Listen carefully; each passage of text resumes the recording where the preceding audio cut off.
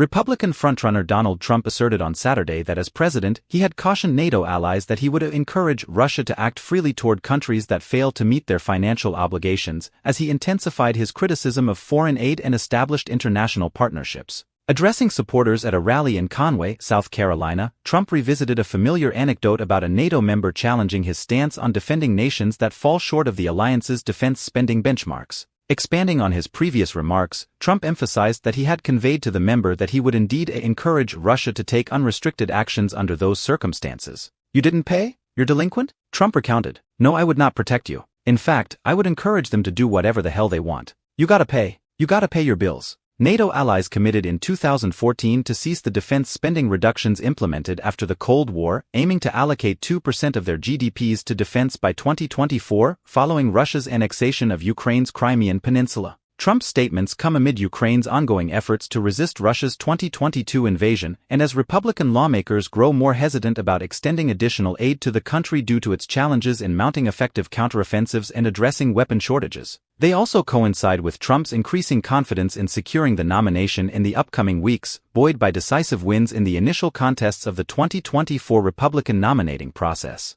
Earlier on Saturday, Trump called for an end to foreign aid without strings attached, advocating for a significant overhaul in how the U.S. provides financial assistance. "From this point forward, are you listening, U.S. Senate? No money in the form of foreign aid should be given to any country unless it is done as a loan, not just a giveaway," Trump proclaimed on social media. He proposed extending loans on extraordinarily good terms, devoid of interest and with no specified repayment deadline. However, he asserted that if the recipient country ever turns hostile toward the U.S. or experiences a windfall in the future, the loan would be repaid and the funds returned to the United States. During his 2016 campaign, Trump alarmed Western allies by suggesting the U.S. might forsake its NATO commitments, insisting on defending only those nations meeting the alliance's criteria by dedicating 2% of their GDP to military expenditure. As president, Trump eventually endorsed NATO's Article 5 Mutual Defense Clause, although he frequently portrayed NATO allies as burdens on the U.S. military and questioned the alliance's value. As of 2022, NATO reported that 7 out of its 31 member countries were fulfilling their financial obligations, a notable increase from 3 in 2014, driven in part by Russia's 2022 incursion into Ukraine.